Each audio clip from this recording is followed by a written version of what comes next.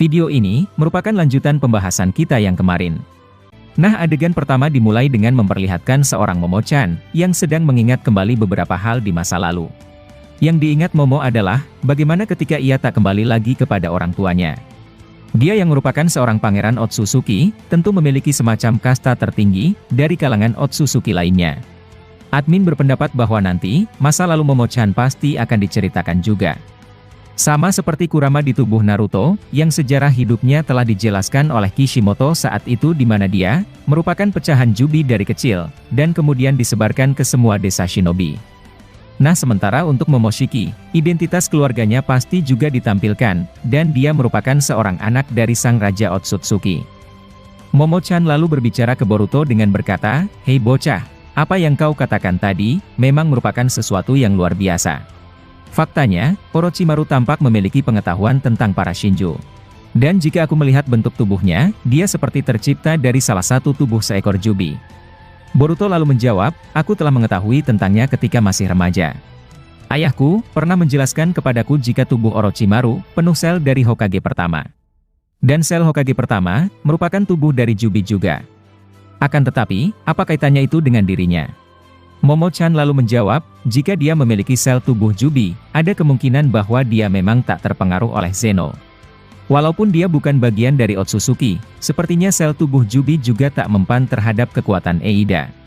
Aku belum dapat menjelaskan secara rinci akan tetapi, dia beruntung karena tercipta dari sedikit sel dari Jubi. Boruto terlihat berpikir, dan nampak setuju dengan pendapat dari Momoshiki. Kemudian, Sumire yang ada di situ, mencoba memberikan pendapatnya juga. Sumire berkata, hal-hal semacam itu selalu terjadi dan mengancam bumi kita. Tapi ada satu hal yang mengganggu pikiranku, di mana Kode dan mengapa dia tak muncul lagi. Boruto lalu menjawab, ketika aku mengejarnya ke dimensi miliknya, kami mulai diserang oleh para Shinju. Aku berniat agar bersekutu dengan Kode, dan bersama-sama untuk menghadapi 4 Shinju itu.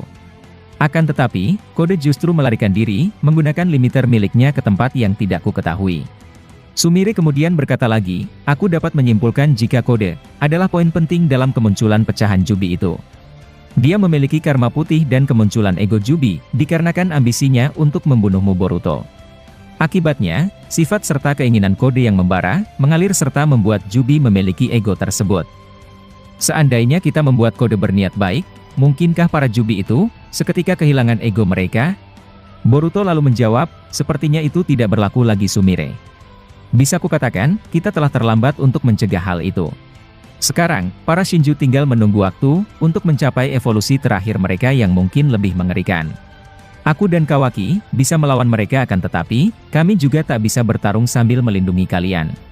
Salah satu Anbu tiba-tiba bertanya, bagaimana kami dapat mempercayaimu, sementara kau telah membunuh Tuan Hokage ke-7? Apa kau pikir, kejadian itu hanyalah sebuah masalah kecil? Sekarang, desa ini bahkan terancam tak memiliki sekutu sama sekali, setelah Konoha dikatakan gagal untuk menangkapmu. Imbasnya, desa lain mulai ragu dengan perdamaian di atas sebuah kertas. Boruto lalu berkata, mereka harus menghormati Hokage ke-8 dan jangan hanya menghormati ayahku. Desa ini memiliki pemimpin dan kalian harus menghormati keputusannya. Jika desa lain memutuskan untuk menghancurkan perdamaian, maka aku sama sekali tak peduli. Bagiku, urusan dengan Shinju lebih penting daripada hal-hal seperti itu. Nah, ketika mereka sedang berbicara, tiba-tiba salah satu Anbu dihubungi oleh seorang Sai. Anbu itu kemudian memindahkan komunikasi kepada Kawaki karena Sai sedang ingin berbicara kepadanya.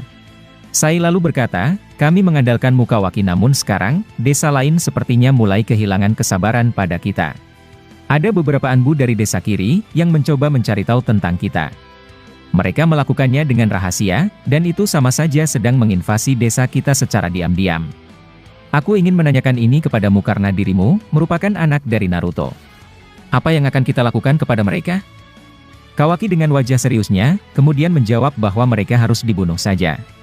Sai terkejut mendengar ucapannya karena itu, sama saja dengan memulai perang besar dengan desa Kirigakure. Sai berkata, itu tidak mungkin Kawaki karena pasti, desa kiri tak akan menerima hal itu. Lagi pula, mereka juga telah mengaku dan belum sempat melakukan apapun.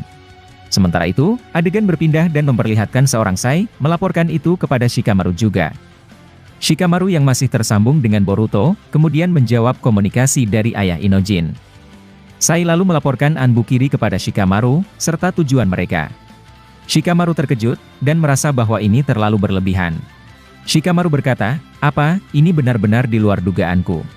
Aku akan menghubungi Sang Mizukage, untuk mempertanyakan tindakan mereka." Shikamaru lalu bergegas, untuk menghubungi Chojuro melalui alat komunikasi. Chojuro yang bersama dengan Terume, kemudian menerima panggilan tersebut. Shikamaru lalu menjelaskan semuanya, tentang apa yang dilakukan Anbukiri di desa Konoha. Nah, alangkah terkejutnya seorang Mizukage, mendengar jika Anbu miliknya, mencoba menyusup ke Konoha. Chojuro kemudian berkata, "Aku sama sekali tak tahu tentang itu Shikamaru. Aku akan mengatasi ini dan sebelumnya, aku meminta maaf serta kami tak berniat untuk merusak perdamaian." Shikamaru merasa kesal, bahwa desa lain melakukan tindakan tanpa berunding terlebih dulu. Nah kemudian, adegan beralih dan memperlihatkan Shinjujura, bertanya ke Hidari mengenai dia sedang apa. Hidari lalu menjelaskan, bahwa dia sedang bertarung melawan Sasuke. Jura kemudian berkata, "Itu sepertinya wajar karena jiwa yang kau ambil, sepertinya adalah satu anggota Uchiha. Mereka cukup spesial karena memiliki mata yang luar biasa. Jika kau sudah selesai dengannya, temui aku di dalam dimensi ini. Beberapa waktu ke depan, kita akan kembali mencari target itu." Adegan lalu memperlihatkan Sasuke, yang memegang luka di pinggangnya. Sasuke lalu merobek bajunya, untuk diikatkan ke luka tersebut. Sasuke lalu mengaktifkan Raiton miliknya, dan bersiap menyerang lebih dulu. Melihat itu, Hidari cukup sombong dan meremehkan Sasuke. Dia hanya tersenyum, sambil melihat Sasuke berlari ke arahnya. Hidari kemudian melemparkan Sasuke Bijudama, melalui lengannya. Serangan itu, membuat Sasuke harus ekstra hati-hati sambil mengaktifkan Susanoo untuk bertahan. Serangan Hidari terus meledak, dan membuat Sasuke terdesak. Ketika ledakan sudah mulai berkurang, Sasuke terkejut karena Hidari menarik tubuhnya dari dalam Susanoo itu. Momen ini, akan sama seperti seorang Gaara, yang pernah menarik Madara dari dalam sebuah Susanoo. Alhasil Sasuke tertarik keluar, dan cakranya mulai diserap oleh akar pohon milik Shinju Hidari. Sasuke akhirnya terpaksa, menggunakan Amaterasu kepada akar pohon tersebut. Dan untung saja, akar pohon itu melemah setelah terbakar oleh api hitam dari Sasuke. Sasuke langsung melepaskan diri, berkat dia juga mengaktifkan elemen petir di tubuhnya. Sasuke melompat, dan terlihat begitu kelelahan. Hidari lalu muncul di depannya, dan mencoba menendang Sasuke.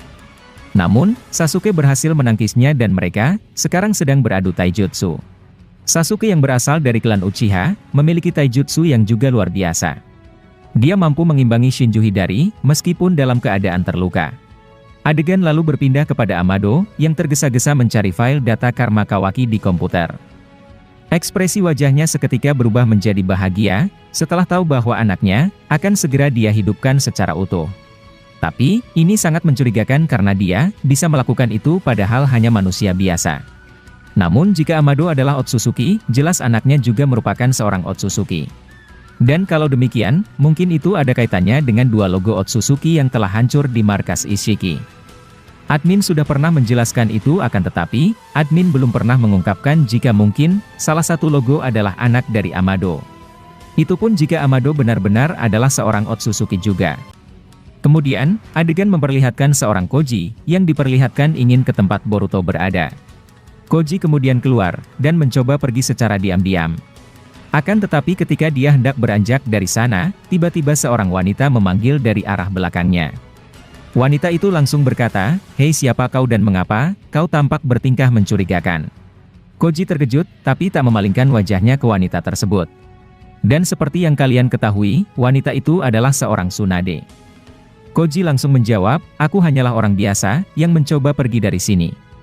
Aku mohon agar dirimu, tidak menghentikanku di sini."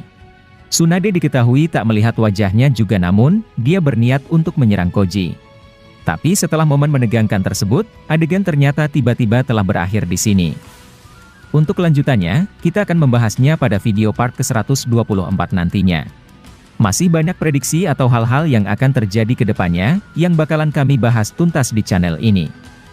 Dan jika kalian suka dengan pembahasan teori maupun fakta di channel kami, jangan lupa untuk selalu stay menunggu dan selalu berlangganan. Sampai jumpa di video selanjutnya dan salam Shinobi.